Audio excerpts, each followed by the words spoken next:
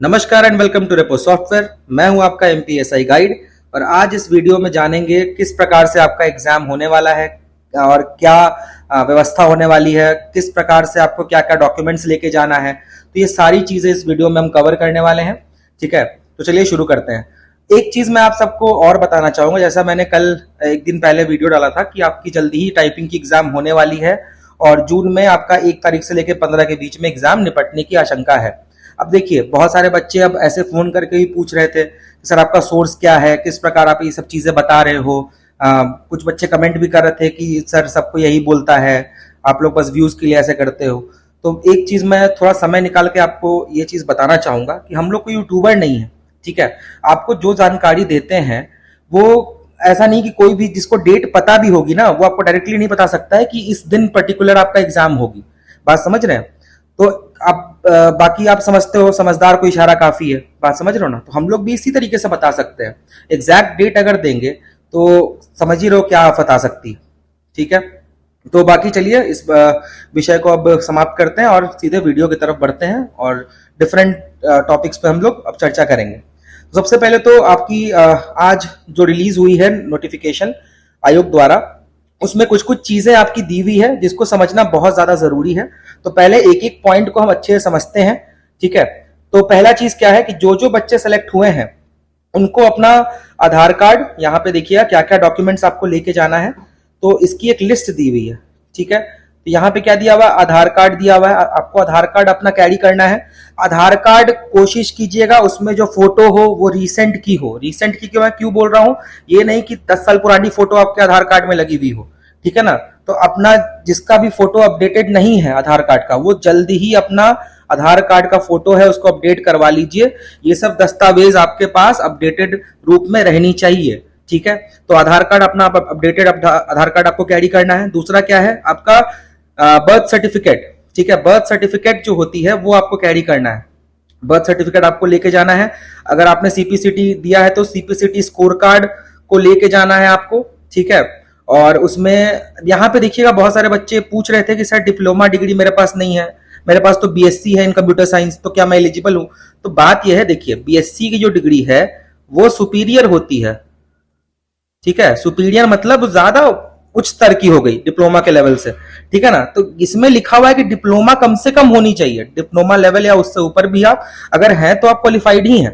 बात समझ रहे हैं? तो आप उसकी सर्टिफिकेट को जरूर कैरी कीजिए। अगर आपके पास डिप्लोमा लेवल सर्टिफिकेट है तो वो ले जाइए, अगर आपके पास बीएससी का है मार्कशीट वो ले जाइए। ठीक है ना, लेकिन आपको ये चीज कैरी करना है। दूसरा बात आपका यहाँ पे क्या है, जो आईटीआई द्वारा अगर आपने आईटीआई से किया है तो वो भी आप ले आ सकते हैं। ठीक है, फिर इसमें क्या है, modern office management course from government polytechnic college.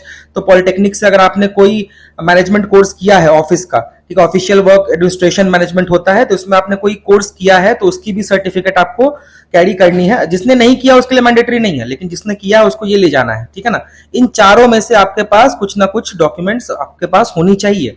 ठीक है, फिर क्या है, diploma from the open university recognised by UGC. Open university का मतलब होता है जैसे कि नॉन अटेंडिंग हो गई। ठीक है ना, तो ऐसी यूनिवर्सिटी जो कि यूनिवर्सिटी ग्रांट कमीशन द्वारा मान्यता प्राप्त है, उनके द्वारा कोई डिप्लोमा डिग्री अगर आपके पास है तो वो आपको लेके वहां जाना है।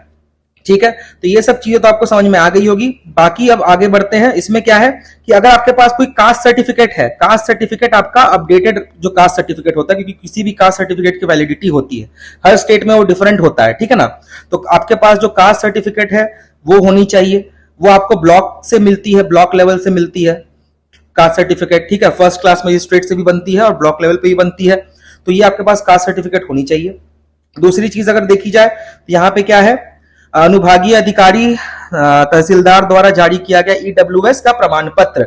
अगर आप ईडब्ल्यूएस कोटे में हैं, ईडब्ल्यूएस कोटे में हैं अगर, तो आपको तहसीलदार द्वारा, अगर आपके पास ईडब्ल्यूएस सर्टिफिकेट नहीं है तो आप कोशिश कीजिए कि जल्द से जल्द वो बनवा लीजिए, अगर आप उसको वहां लगाना चाहते हैं।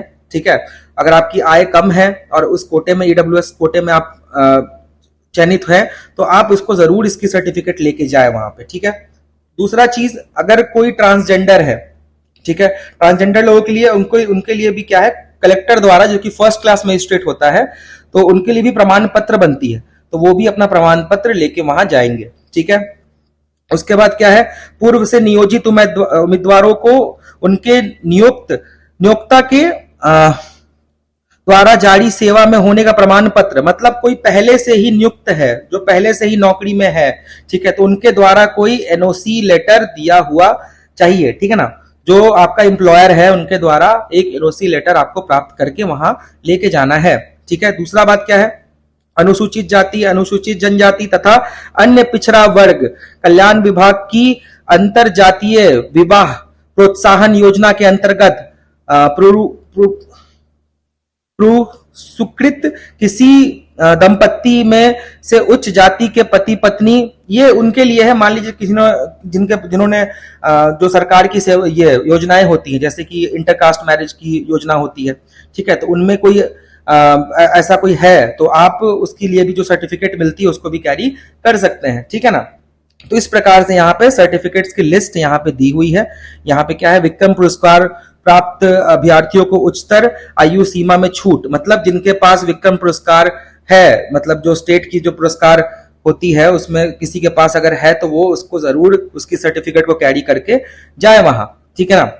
दूसरी बात इसमें क्या है, विवाहित अभ्यर्थियों को उनके बच्चों का जन्म प्रमाण पत्र, मतलब जो विवाहित है उनके बच्चे का जन्म प्रमाण पत्र भी उनको लेके जाना है। तो ये कपल ऑफ थिंग्स है, ये ऐसी चीजें हैं जो आपको उस दिन कैरी करना है, ठीक है, एग्जाम के समय। दूसरी चीज क्या है यहाँ पे दिया हुआ, यहाँ पे दिया हुआ है अतिरिक्त वर्ग के उम्मीदवारों हेतु मध्य प्रदेश राज्य का मूल निवासी प्रमाण पत्र। हाँ, ये चीज बहुत ज्यादा मैंडेटरी है। जैसे इसको कहते हैं आप कि किसी भी स्टेट का एक कोटा होता है, बात समझ रहे हो ना। तो अगर आपके पास ये जो चीज है, क्या कहते हैं, आरक्षित वर्ग के उम्मीदवारों हेतु मध्य प्रदेश राज्य का मूल निवासी, तो इसको कहते हैं निवास प्रमाण पत्र, ठीक है, इसको कहते हैं निवास प्रमाण पत्र,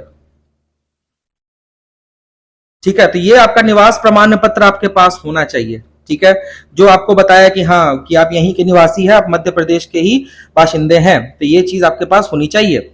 दूसरी चीज क्या है, भूतपूर्व सैनिक के लिए जिला सैनिक कल्याण बोर्ड द्वारा जारी भूतपूर्व सैनिक प्रमाण पत्र, मतलब भूतपूर्व सैनिक मतलब कोई ऐसा व्यक्ति है जो पहले सेना में काम कर चुका है, ठीक है, तो उनके पास अगर बहुत सारे ऐसे होते हैं जो वॉलंटरी रिटायरमेंट ले लेते हैं, अर्ली रिटायरमेंट लेके भी करते हैं, तो उनके पास अगर कोई इसका प्रमाण पत्र है तो वो भी इसको कैरी करके जाएंगे। 5% बोनस अंक के संबंध में निम्न दस्तावेज, जो 5% जो आपको एक्स्ट्रा बोनस मिलती है वो किस प्रारूप में मिलती है, तो वो यहाँ पे दे रखा है। क्या क्या है, हाल में भारत पाक संघर्ष में मृत सैनिक के प्रत्येक सैनिक के परिवार के अधिक से अधिक 2 आश्रित व्यक्तियों को, तो ये भी चीज है। तो ये चीजें आपको अगर आप इस कोटे में आते हैं तो इसका जरूर प्रमाण पत्र कैरी करके जाएं, आपको जरूर 5% का छूट वहां बोनस अंक दिया जाएगा, ठीक है। तो ये सब आप पढ़ लेना, ये सब जो चीजें हैं वो सैन्य परिवारों के लिए है जिन्होंने अपना उत्कृष्ट बलिदान देके हमारे देश की रक्षा की है, तो उनके लिए 5% बोनस अंक जो है उनको प्रदान की जाती है, तो उसके लिए वो सर्टिफिकेट जरूर कैरी करके जाएं। अब यहाँ पे नोट क्या लिखा हुआ है, नोट में लिखा हुआ है सूबेदार शीघ्र लेखक एवं सहायक उप निरीक्षक हेतु चयनित उम्मीदवारों को दस्तावेज परीक्षण एवं प्रतियोगिकी परीक्षा में नियत दिनांक समय एवं स्थान पर पहुंचना अनिवार्य है। तो ये चीजें तो आपको पता ही है, जाहिर सी बात है कि अगर आपका जो डेट आ ही चुका है, ठीक है, तो आपको एक दिन पहले अपने दिए गए स्थान पे सेंटर पे आपको पहुंचना है। आप ऐसा मत समझिए कि आप जिस दिन मेरा एग्जाम उसी दिन मैं सेंटर पे जाऊं, नहीं, सबको इस चीज को अवॉइड कीजिए। एक दिन पहले ही आप छुट्टी लेकर वहां पहुंच जाइए, क्योंकि एक दिन पहले आप पहुंचोगे तो अपने सेंटर को देखने भी जा सकते हो कि किस जगह पे है, कैसे वहां पहुंचा जा सकता है, बात समझ रहे हैं। जो वैष्णवी इंस्टीट्यूट है वहां पहुंचने का रास्ता क्या है, ठीक है, तो इस सेंटर पे जाने के लिए क्या कम्यूट आपको मिल सकती है, तो इस दिन इस चीज को अवॉइड कीजिए और कोशिश कीजिए कि जहां पे सेंटर है उसके आसपास ही होटल या कोई लॉज वगैरह है तो वो आप ले ले, ताकि आपको सुबह में कोई ट्रैफिक जाम वगैरह का दिक्कत भी ना हो, ठीक है। तो इस चीज का आप ध्यान रखना है कि आपको एक दिन पहले पहुंच के वहां सारा निरीक्षण कर लेना है। अब दूसरा चीज क्या है, मध्य प्रदेश कर्मचारी चयन मंडल भोपाल की परिणाम पर्ची की 2 प्रतियां, जो 2 फोटो तथा समतब मूल प्रमाण पत्र, जो मैंने आपको बोला मूल निवास प्रमाण पत्र एवं अपना 2 जो है कम से कम 4-5 आप रखना, जो अपना ये फोटोग्राफ होती है वो अपना 4-5 अपना कैरी करना वहां पे, ठीक है ना। तो ये हो गया, उक्त क्रम में ही मूल दस्तावेज और उसी क्रम में उनको स्वयं प्रमाण लगा कर, ठीक है। तो ये चीज आपको कैरी करना। दूसरा चीज क्या, अपने डॉक्यूमेंट्स का है ना, आप फोटो कॉपी जरूर रखना, कम से कम हर डॉक्यूमेंट का आपको 2 फोटो कॉपी आप लेके चलना, ठीक है। तो ये भी आपको ही करना है, ठीक है। अन्य अन्य सभी दस्तावेज को अभ्यर्थी ने अपने आवेदन भरते समय अपलोड किया है, सभी दस्तावेज की मूल प्रति लेकर आए। यहाँ पे यही लिखा हुआ है कि जो दस्तावेज आपने फॉर्म भरते टाइम वहां पे दिया है, जो अपलोड किया था, उसकी आप photo copy, PHOTO photo copy आपको लेकर आना है, ठीक है। तो मैं तो कहूंगा जितने भी सर्टिफिकेट्स हैं उसकी 2-2 कॉपी आप निकाल के आप लेकर जाइएगा, ठीक है। उसके बाद ये क्या है, अभ्यर्थी के दोनों टेस्ट एक ही पाली में आयोजित कराए जाएंगे, दोनों टेस्ट के बीच 15 मिनट का अंतराल रहेगा। अब ये चीज देखिए, ये चीज आपको मैंने बता रहा था कि 5 से 10 मिनट का गैप मिलेगा दोनों टेस्ट के बीच में, तो आपको यहाँ 15 मिनट का गैप मिलेगा, 15 मिनट का गैप मिलेगा। और आपका जब आप एग्जाम हॉल में बैठोगे वहीं पे आपका पहला शिफ्ट होगा, और उसके बाद 15 मिनट का छूट के बाद आपको दूसरा शिफ्ट के लिए भी आपको वो कर दिया जाएगा, भेज दिया जाएगा, ठीक है ना। तो आपका दोनों शिफ्ट आपका तुरंत ही लिया जाएगा। मतलब देखा जाए तो 30 मिनट का तो आपका एग्जाम होगा, ठीक है, एक शिफ्ट, फिर 15 मिनट का ब्रेक होगा, और फिर होगा आपका 30 मिनट का दूसरा एग्जाम यानी सेकंड शिफ्ट। तो ये पूरा प्रक्रिया जो है 1 घंटा और 15 मिनट का रहने वाला है, ठीक है ना। तो विशेषकर आप अपने जो भी मान लीजिए किसी को किसी तरह की भी मान लो दिक्कत हो, परेशानी हो, कोई बीमार हो, ठीक है, तो कोशिश कीजिए एग्जाम से पहले अपने आप को ठीक करने की, ठीक है, क्योंकि 1 घंटा 15 मिनट एग्जाम हॉल में आपको बैठ के हाथ घिसने हैं, बात समझ रहे हैं, आपको मतलब टाइपिंग करनी है, तो इसलिए अपने आप को उस हिसाब से तैयार रखिए। दूसरा चीज क्या है, परीक्षा हॉल में ले जाने हेतु आवश्यक सामग्री। तो ये है लिस्ट आपकी जो आप परीक्षा हॉल में ले आ सकते हैं। जैसे बोर्ड की वेबसाइट से डाउनलोड किया गया प्रवेश पत्र, तो ये आपको एडमिट कार्ड लेके जाना है, ठीक है, एडमिट कार्ड अंदर आपका अलाउड रहेगा ले जाना। दूसरा, फोटो युक्त मूल पहचान पत्र, मतदान पहचान पत्र, पैन कार्ड, आधार कार्ड, ड्राइविंग लाइसेंस। इसका मतलब इनमें से कोई भी आपकी आइडेंटिफिकेशन जो आपकी बताती है कि हाँ भारत मूल के निवासी हैं, वो आपको कैरी करना है। या तो आप आधार कार्ड, जो अपडेटेड आधार कार्ड है वो ले जाओ, ड्राइविंग लाइसेंस ले आ सकते हैं, साथ ही साथ अपना पैन कार्ड ले आ सकते हैं। पैन कार्ड मैं बोलूंगा कि अवॉइड कीजिए, उसके जगह आप जरूर वोटर आईडी कार्ड या आधार कार्ड या ड्राइविंग लाइसेंस यही आप वहां लेके जाइए। आधिकारिक रूप से जारी एवं हस्ताक्षरित अकंसूची में फोटोग्राफ तथा पासपोर्ट में से कोई एक लाना अनिवार्य है, जो कि मैंने आपको बताया कि किसी भी एक तरह का डॉक्यूमेंट इन 5-6 में से आपको लेके जाना है। हाँ, कोई भी चीज मोबाइल या आप सोच रहे हैं कि ई डॉक्यूमेंट आप अगर वहां दिखा दो तो वो मान्य नहीं होगा, आपको सबका प्रिंट आउट लेके जाना है, ठीक है। ये 5वां पॉइंट भी आपका क्लियर हो गया होगा। छठे की तरफ बढ़ते हैं, जो कि है परीक्षा में किसी प्रकार की इलेक्ट्रिकल डिवाइस तथा scientific calculator, mobile phone, Bluetooth device, तो ये सब तो जाहिर सी बात है, ये सब तो अलाउड किसी भी एग्जाम में नहीं होती है, तो यहां भी क्या ही जरूरत है इसकी, ठीक है। तो कोशिश कीजिएगा कि बस 3 चीज ही आप ले जा सकते हो, एडमिट कार्ड, इसमें से पहचान पत्र, और कोशिश कीजिएगा अगर आप पानी की बोतल रखना चाहते हो तो पानी की बोतल रखना, लेकिन वहां उसमें से कोई लेबल हटा देना, ठीक है ना। लेबल होती है जैसे बिस्लरी लिखा हुआ है या कोई और ब्रांड लिखा हुआ है, तो वो लेबल हटा देना और उसका पानी की बोतल आप ले जाना, ठीक है ना। 7वां पॉइंट क्या है, यदि उम्मीदवार मूल प्रमाण पत्रों के परीक्षण में अयोग्य पाया जाता है अथवा असफल होता है तो उसे नियुक्ति की पात्रता नहीं होगी, भले ही वह ऑनलाइन एवं प्रौद्योगिकी परीक्षा में सफल रहा हो। इसका क्या मतलब है, इसका मतलब है कि मान लीजिए किसी भी प्रमाण पत्र में कोई दिक्कत पाया गया, ठीक है, और आप दोनों एग्जाम में क्वालिफाइड है, अच्छे नंबर हैं आपके, लेकिन कोई डॉक्यूमेंट में मान लीजिए कोई चीज सही नहीं है या गलत उसमें दी हुई है, तो आपको सीधे डिस्क्वालीफाई कर दिया जाएगा। डिस्क्वालीफाई मतलब अमान्य कर दिया जाएगा, आप एग्जाम में जो रिजल्ट है वो आपकी मान्यता नहीं होगी उस रिजल्ट की, ठीक है। तो ये चीज यहाँ पे दी हुई है। उसके बाद क्या है, शासन द्वारा घोषित नियमों के अंतर्गत पात्र अनुसूचित जाति, अनुसूचित जनजाति एवं अन्य पिछड़ा वर्ग के उम्मीदवारों को प्रमाण पत्र प्रस्तुत करने पर आवेदन पत्र में दिए गए पते से परीक्षा केंद्र तक आने जाने के साधारण श्रेणी के किराए की प्रतिपूर्ति की जाएगी। हम इसे हेतु बैंक खाते की प्रथम पृष्ठ की छायाप्रति साथ लाना अनिवार्य है। अब इसका क्या मतलब है, सॉरी, इसका मतलब यह है कि जो बच्चे जो अंतर्गत किसी भी अनुसूचित जाति में आते हैं या जनजाति में आते हैं या पिछड़ा वर्ग में आते हैं, तो वो उनको जो आने जाने का किराया है वो सरकार ये करेगी, वहन करेगी। ठीक है, उसके लिए आपको अपना बैंक का जो है, जो पहला पेज होता है इसमें अकाउंट नंबर, IFSC कोड, ये सब जो होता है उसका आपको फोटोकॉपी करा के वहां लेके जाके देना है।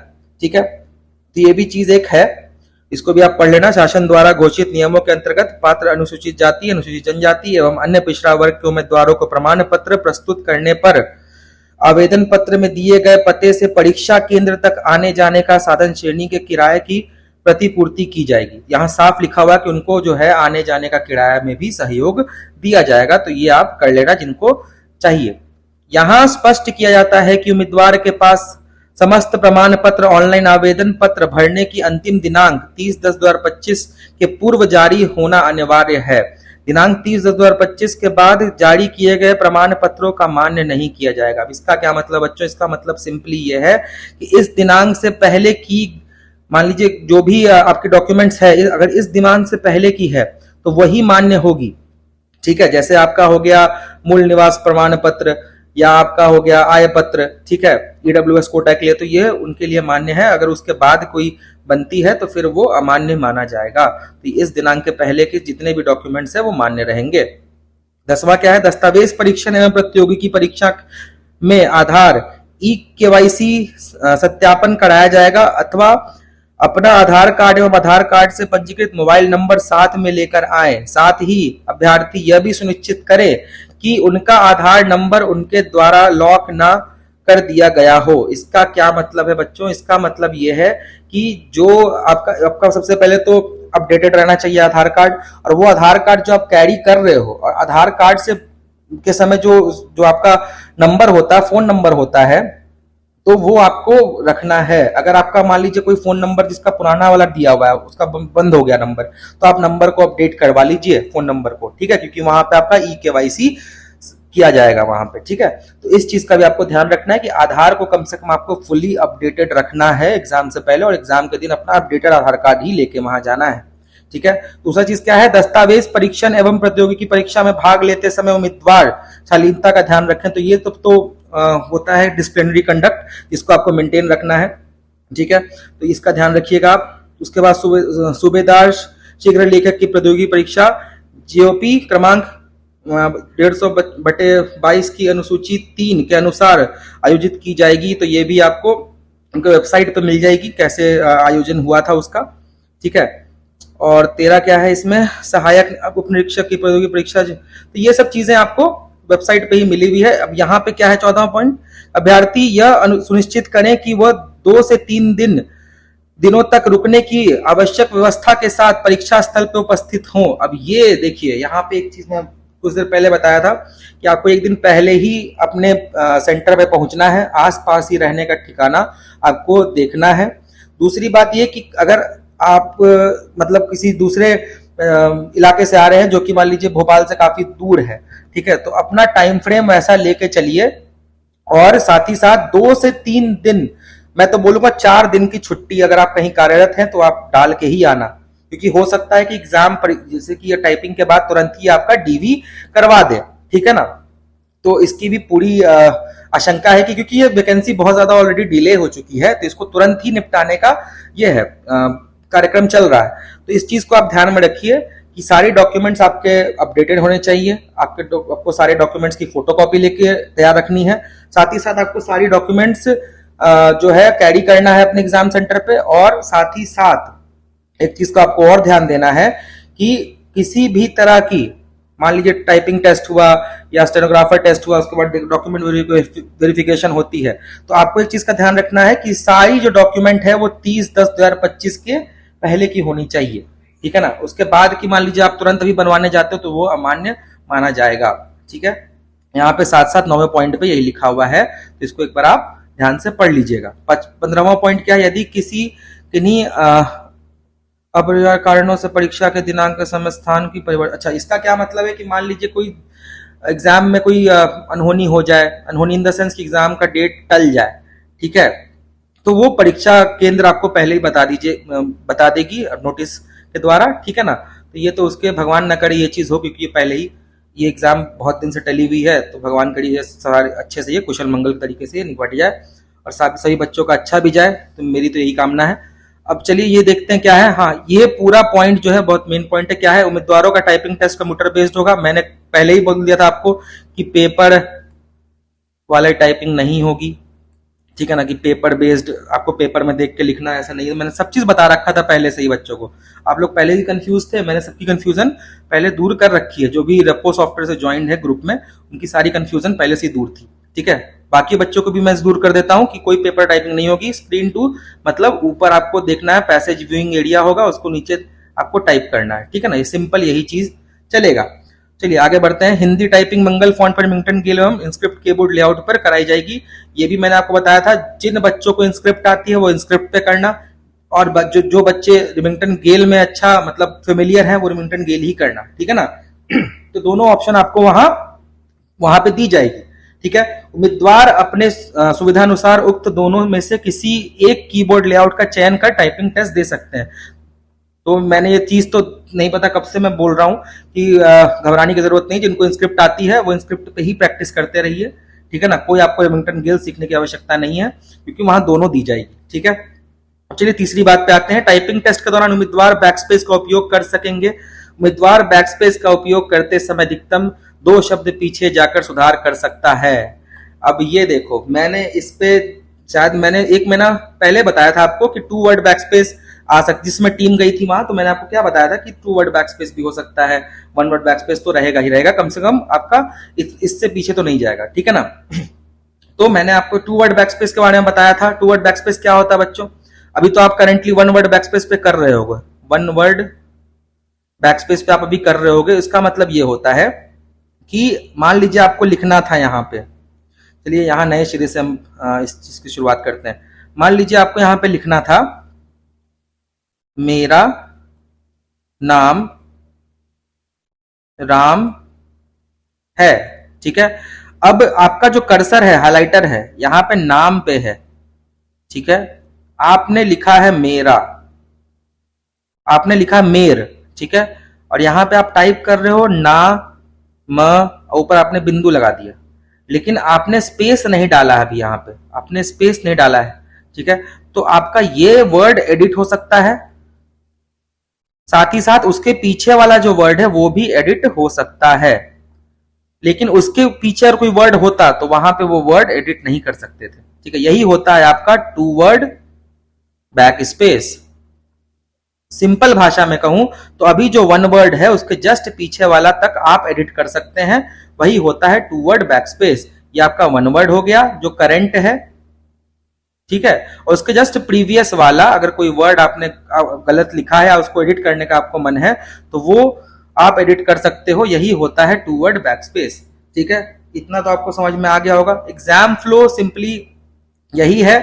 एग्जाम फ्लो ही मैं बता ही देता हूं, चलिए इसको भी हटा के अब यहाँ पे मैं एग्जाम फ्लो बताया। तो एग्जाम फ्लो क्या होगा? एग्जाम फ्लो यही है कि पहले आप वहां जाओगे, आपका ई वेरिफिकेशन होगा, ई वेरिफिकेशन होगा, ठीक है। आपका ई वेरिफिकेशन मतलब हाँ कि आप जो परीक्षा देने आए हैं आप एलिजिबल हैं कि नहीं, ठीक है ना, आपके पास डॉक्यूमेंट है कि नहीं। तो वो जो भी आपके डॉक्यूमेंट है आधार कार्ड से देख के आप वेरीफाई किया जाए कि हाँ ठीक है। उसके बाद ई वेरिफिकेशन के बाद आपको अंदर हॉल में जाना होगा, आपको टोकन मिलेगा कि किस कंप्यूटर पे आपको बैठना है, ठीक है। टोकन के बाद आप जाओगे उस कंप्यूटर पे बैठोगे, तो उसके बाद एक विंडो आपको मिलेगा जहां पे आप टेस्ट कर सकते हो कीबोर्ड को, ठीक है। कीबोर्ड को आप टेस्ट कर सकते हो। कीबोर्ड को टेस्ट कैसे करना है? तो 2 मिनट का विंडो मिलेगा आपको, तो उसमें आपको हर की को दबा के चेक करना है कि वहां पे जो ऊपर में इनपुट आ रही है कि नहीं। अगर वहां पे मान लीजिए किसी भी की में कोई दिक्कत है तो तुरंत आपको कोऑर्डिनेटर को, एग्जाम कोऑर्डिनेटर को सीधे आपको बोलना है कि भैया मेरा कीबोर्ड आप बदल दो, ठीक है। सिंपली कुछ नहीं करना, आपको अपना कीबोर्ड चेंज करवाने का रिक्वेस्ट करना उनसे। दूसरी बार भी फिर आप उसको चेक करते हो, दूसरी बार भी अगर दिक्कत है तो जितनी बार भी दिक्कत आपको उसमें लगे उतनी बार चेंज करवाओ, ठीक है। एकदम कंफर्टेबल होके आपको एग्जाम देना है। तो इस बात का आपको ध्यान रखना है कि कीबोर्ड ऐसे ही चेक होगा। उसके बाद जब ऐसा होने के बाद आप जो मेन विंडो है वहां पे डिक्लेरेशन आएगा कि उसमें रहे कि हाँ जो भी मैंने चीज़ें कीबोर्ड चेक किया या फिर जो भी मैंने चीज़ें चेक की वो सब चीज़ सही था, अब मैं एग्ज़ाम देने के लिए रेडी हूँ।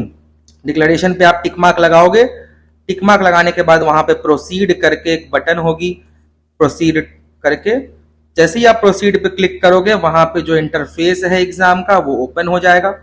ठीक है, यहाँ पे टाइमर आपका चलने लगेगा सीधे और आपका एग्ज़ाम स्टार्ट हो जाएगा। ठीक है, तो इस प्रकार से आपका एग्ज़ाम फ्लो होगा। 30 मिनट होने के बाद ऑटो सबमिट हो जाएगा। ठीक है, उसके बाद आपका 15 मिनट का ब्रेक मिलेगा। अब 15 मिनट का ब्रेक में ये नहीं बता सकता कि वो आपको हिलने डुलने देंगे कि नहीं, वॉशरूम शायद आपको जाने दें, तो ये चीज़ तो मैं कंफर्म रूप से नहीं बता सकता। तो वॉशरूम के लिए तो वो अलाउ कर ही देंगे, वैसे तो वॉशरूम के लिए या फिर किसी और पानी वानी पीने के लिए तो वो अलाउ करेंगे ही। उसके बाद फिर 15 मिनट के बाद आपका फिर से सेम प्रक्रिया से आपका एग्जाम शुरू होगा। डिक्लेरेशन फिर से आप दोगे, प्रोसीड करोगे, वैसे ही विंडो ओपन होके आएगी। ठीक है, स्टेनो वालों के लिए भी मैं बता देता हूँ। स्टेनो वालों का सिंपल यही रहेगा, एक सेकंड दो मुझे आप, स्टेनो वालों का भी मैं डाउट क्लियर कर देता हूँ। स्टेनो वालों का सिंपली ये चीज रहेगा कि उनको डिक्टेशन मिलेगी उनको, उसके बाद उसका शॉर्ट हैंड प्रिपेयर करना है। शॉर्ट हैंड प्रिपेयर करने के लिए भी उनको मार्क्स मिलेगा, वो आपको मैंने पिछले वीडियो में ही बता रखा है। उसके बाद उसका टाइपिंग करोगे, आप टाइपिंग करोगे, जो शॉर्ट हैंड आपने प्रिपेयर किया है उसके हिसाब से आप टाइपिंग करोगे और उसके लिए भी आपको मार्क्स मिलेगा। ठीक है, तो इस प्रकार से स्टेनो वालों का भी रहेगा। अब कल एक बच्चे ने मुझसे पूछा कि सर पंचुएशंस वगैरह आएंगे तो कैसे उसको वो करेंगे। देखिए, अगर पंचुएशंस आएंगे तो वो डिक्टेशन में ही बता देंगे। ठीक है ना, और क्योंकि दो तरीके का डिक्टेशन होता है स्टेनो में जनरली। एक तो होता है कि डिक्टेशन में मान लीजिए कोई वर्ड वो बोल रहे हैं, जैसे मेरा नाम राम है, उसके बाद थोड़ा पॉज देंगे। ठीक है, उसके बाद फिर बोलना शुरू करेंगे, मैं यहाँ रहता हूँ। ठीक है, तो उस प्रकार से जो भी बच्चे स्टेनो का क्लास करते हैं तो उनको ये सिखाया जाता है। ठीक है, तो उस प्रकार से भी होती है। एक में होता है कि ऐसे बोला जाता है, मेरा नाम राम है विराम। ठीक है, तो वहां पे पंचुएशन आपको बताया जाता है कि हाँ ये पंचुएशन भी डालना है। ठीक है, तो इस प्रकार से आपका एग्जाम स्टेनो वालों का होगा। दूसरी बात, अब बात करते हैं एग्जाम सेंटर की। एग्जाम सेंटर बच्चों मैंने आपको बता रखा है पहले ही।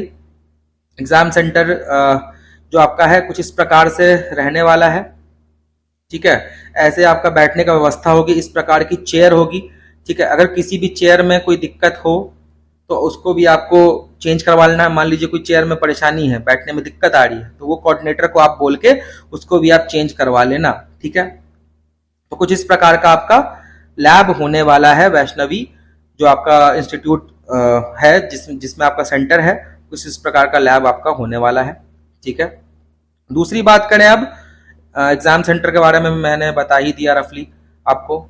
एग्जाम सेंटर में बस ये कुछ मुख्य पॉइंट आपको ध्यान में रखना है कि एक दिन 1 डे प्रायर आपको एग्जाम सेंटर पे पहुंचना है। एग्जाम सेंटर पे पहुंचना है। ठीक है, तो ये आपको ध्यान रखना है कि एक दिन पहले आपको एग्जाम सेंटर के पहुंचना है। अगल बगल रहने की व्यवस्था आप देख लीजिएगा, वहां पे अकोमोडेशन चेक कर लीजिएगा कि वहां से जो है रेलवे स्टेशन से कितनी दूरी पे है वो, बस स्टेशन से कितनी दूरी पे है वो। ठीक है, तो जो मान लीजिए भोपाल में ही रह रहे हैं या उसके आसपास के इलाकों में रह रहे हैं तो उनको भी आने जाने में कोई दिक्कत ना हो, तो ये पहले एक दिन पहले ही जाके आप लोग निरीक्षण कर लीजिएगा। चलिए, दूसरी बात, इंपॉर्टेंट पॉइंट्स की बात करें। इंपॉर्टेंट पॉइंट्स तो यही है, मैं आपको बताऊंगा, बाकी और भी वीडियोस आएगी आगे जिसमें मैं आपको कुछ टिप्स एंड ट्रिक्स दूंगा। ज्यादा मैं लंबा नहीं करना चाह रहा इस वीडियो को, तो सिंपली मैं इंपॉर्टेंट पॉइंट्स यही बता रहा हूं कि डॉक्यूमेंट्स आपको कैरी करना है। जो भी मैंने आपको बताया इस वीडियो में, डॉक्यूमेंट्स आपको जरूर कैरी करना है।